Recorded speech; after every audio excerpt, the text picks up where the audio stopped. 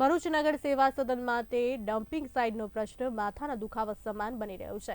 ધામગામ નજીક સ્થાનિકોએ વિરોધ નોંધાવી ડમ્પિંગ સાઇટ બંધ કરાવ્યા બાદ ભરૂચ નગર સેવા સદન દ્વારા મનુબર ગામ નજીકના ખુલ્લા પ્લોટમાં ડમ્પિંગ સાઇટ માટે ખોદકામ કરવામાં આવી રહ્યું હતું। ત્યારે સ્થાનિકો દ્વારા 2 દિવસ પહેલા ઉગ્ર વિરોધ નોંધાવી ચીફ ઓફિસર હરીશ અગ્રવાલ અને કર્મચારીઓને ઘેરી વળ્યા હતા। ત્યારે તેમને સ્થળ પરથી નાસી જવાનો વારો આવ્યો હતો। આ અંગે સ્થાનિકો દ્વારા પાલિકા દ્વારા શરૂ કરવામાં આવેલ ડમ્પિંગ સાઇટ બાબતે ભરૂચ કલેક્ટરને આવેદનપત્ર પાઠવી નગરપાલિકા દ્વારા રહેણાંક વિસ્તારમાં હંગામી ડમ્પિંગ સાઇટ બાબતે રજૂઆત કરવામાં આવી હતી। આજ રોજ બિલાલ પાર્ક સોસાયટીની બાજુમાં નગરપાલિકાના જે ડમ્પિંગ સાઇટ બનાવવાનું શરૂ કર્યું છે તેનો વિરોધમાં આવેલા છે। કલેક્ટર સાહેબને આ બાબતે અમે જાણ કરવા માંગીએ છીએ કે ભાઈ ટીપી સ્કીમ નંબરનો 3નો પ્લોટ છે, તેમાં રિઝર્વ પ્લોટ છે, તે હેતુ માટે જે બનાવવામાં તેને માટે ડેવલપ કરે, ન કે ડમ્પિંગ સાઇટ।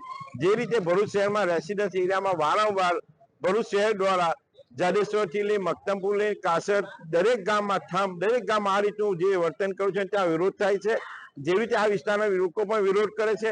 કોઈ પણ સંજોગમાં રેસિડેન્ટ એરિયામાં અમે લોકો આ વિસ્તારના પ્રજા, પશ્ચિમ વિસ્તારની પ્રજા રેસિડેન્સ એરિયામાં ડમ્પિંગ સાઇટ કે ટેમ્પરરી સાઇટ બનાવવા દેવામાં આવવાના નથી। ગાંધી ચિંગ્યામાં જરૂર પડે તો અમે આંદોલન કરી, જરૂર પડે કોર્ટની રાહ પર જઈને આને અટકાવીશું। તો કલેક્ટર સાહેબને અમારી રિક્વેસ્ટ છે કે જીપીસીના જે પણ ગાઈડલાઈન છે તે મુજબ રેસિડેન્સ એરિયાની દૂર આ ડમ્પિંગ સાઇટ બનાવવા માટેની જગ્યા ફાળવે।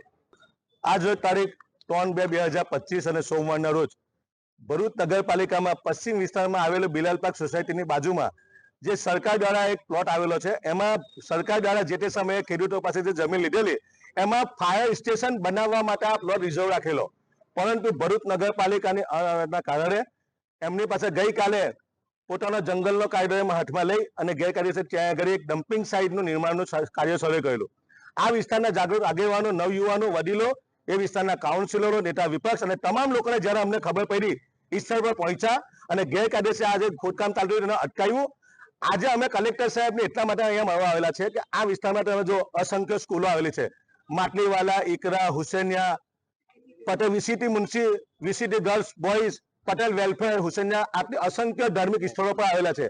અને આ રસ્તો ઇન્ટરિયર રોડ છે, એકદમ 10 ફૂટનો રોડ છે, અને એની ઉપર આખા શહેરનો કચરો લાવીને ત્યાં ઠલાવવામાં આવે અને ત્યાંથી ડમ્પિંગ સાઇટનો કચરો ભરી અને અંકલેશ્વરમાં લઈ જવામાં આવે। એટલે પ્રજાના પૈસાના ટેક્સનો જે આ લોકો વેફર કરે છે તે પણ ગેરકાયદેસર છે। જીપીસીબી કે ગ્રીન ટ્રિબ્યુનલ કોઈ પણ પ્રકારની મંજૂરી લીધા વગર એક જ વિસ્તારને જે વારંવાર ભરૂચ નગરપાલિકા દ્વારા ટાર્ગેટ કરવામાં આવે એને સખી લેવામાં નહીં આવે।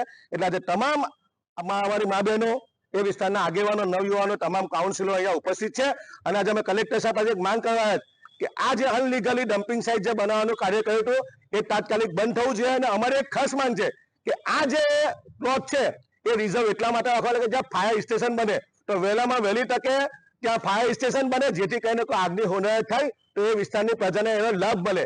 એટલે આજે તમામ લોકો અહીંયા ભેગા થઈ અને કલેક્ટર સાહેબને રજૂઆત કરીશું। અહીંયાથી અમે બોર્ડા કચેરી પર જઈશું અને નગરપાલિકામાં આવી જઈશું। જો આ બાબતે પ્રશાસન દ્વારા યોગ્ય કાર્યવાહી નહીં આવે તો આ પ્રજા રોડ પર બેસી અને ગાંધી ચિંતા માર્ગે આંદોલન કરશે।